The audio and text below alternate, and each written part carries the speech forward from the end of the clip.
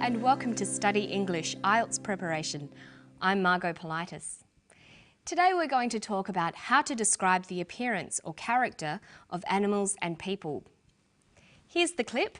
Listen to some descriptions of a very strange octopus. You couldn't get an animal that is sort of more different or more alien to us. They've got such a weird shape. They've got 8 arms coming off their mouth. When they walk around, it's like they're running round on super lips. They've got a head in the middle of their body. They've got a donut-shaped brain. They've got 3 hearts, blue blood and jet propulsion. And they've got a bag on the back that they stick all the body bits in. So octopuses have weird forms and they have lots of really unusual behaviours as well, like high speeds and camouflaging. I think the reason that octopuses have ended up having such weird forms and all these different sorts of behaviours is because they're a really good meal. They have no bones, no armour, no poison and no spines. They're popular prey, so they have to be very fast and clever at squeezing through tiny holes and really good at hiding from animals that want to eat them. So having to get away from their predators in the sea has made them evolve into amazing creatures. So they certainly are very strange creatures. Let's begin today by talking about how we order descriptions. When you write something down, you will have already thought about what you want to say. The next step is to decide how you want to structure your description. Today's description of an octopus starts with an interesting statement telling us how strange and unusual the octopus is compared to humans. This is to attract the attention of the reader or the listener. Let's listen. You couldn't get an animal that is sort of more different or more alien to us. They've got such a weird shape. Then the description focuses on the appearance of octopuses, the way they look. They have a weird shape. Which of the octopus's characteristics is described next? So octopuses have weird forms and they have lots of really unusual behaviours as well, like high speeds and camouflaging. He talks about the behaviours of the octopus. So he begins by talking about the way an octopus looks, and then he talks about its behaviours, the way it acts. There are many other headings we could use to organise a description of something. For example, if you want to describe a person, you might think about their age, height, hair, eyes, face, skin, or other features. For example, how would you describe this person? She has brown hair and brown eyes. Her face is long and narrow. Her skin is tanned. We could also say that she is of average height and has a slim build. You might even want to guess how tall she is. In Australia, we use centimetres to measure height, but many people still use feet and inches to describe height. So we might say she is 5 feet 6 inches or 167 centimetres tall. Have a look at these pictures. Which person has brown hair, blue eyes, a round face and freckles? Well, they both do. Which person is a teenager with long, straight hair and big eyes? Which person is middle-aged with frizzy hair and glasses? You can see that the same person can be described in different ways, depending on what you want to focus on. The more vocabulary you know, the better your descriptions will be. Now, listen for another way of describing a person or animal.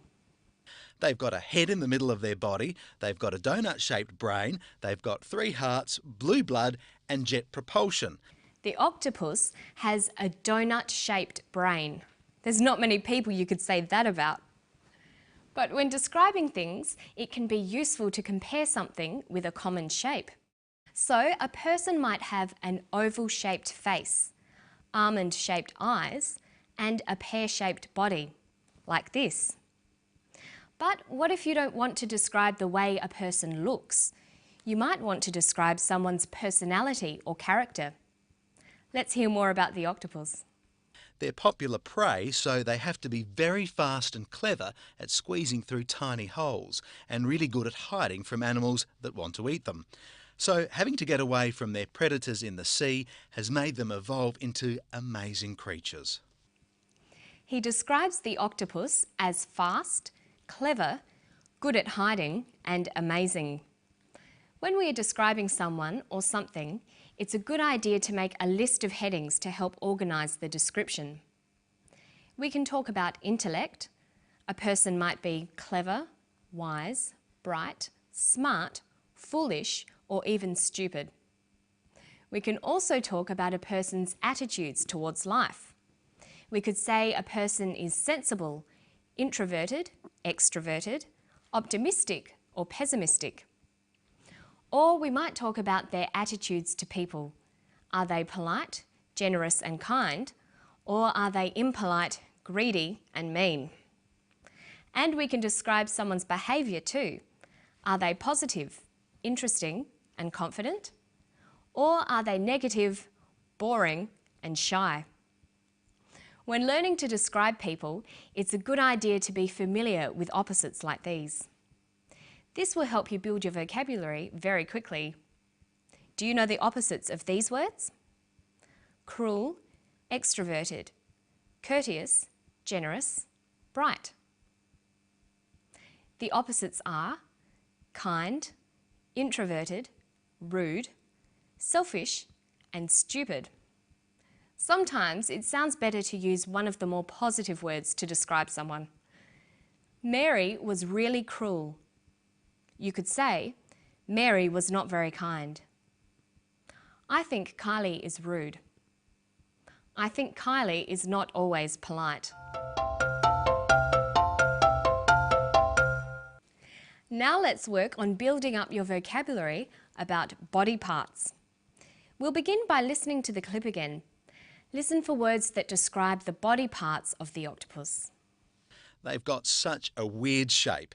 They've got 8 arms coming off their mouth. When they walk around, it's like they're running round on super lips. They've got a head in the middle of their body. They've got a donut-shaped brain. They've got 3 hearts, blue blood and jet propulsion. And they've got a bag on the back that they stick all the body bits in. He uses the words mouth, arms, lips, head, body, brain, heart, blood and back.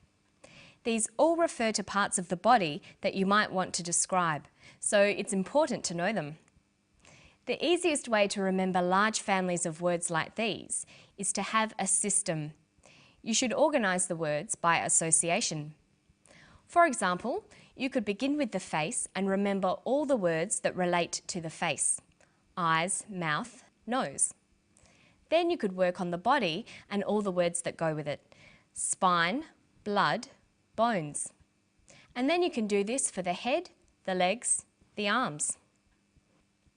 Rhymes can also be helpful when you're trying to remember new words.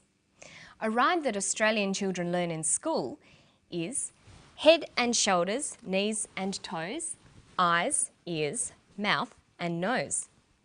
Or maybe you could try to find words with similar sounds and group them together. Practicing them can also help with pronunciation.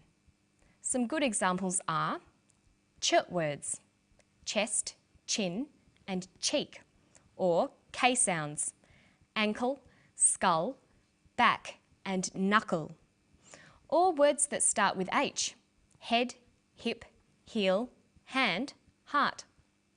In this way, you'll be able to practice body parts and pronunciation at the same time. And make sure you learn the more unusual body parts as well. And that's all for today.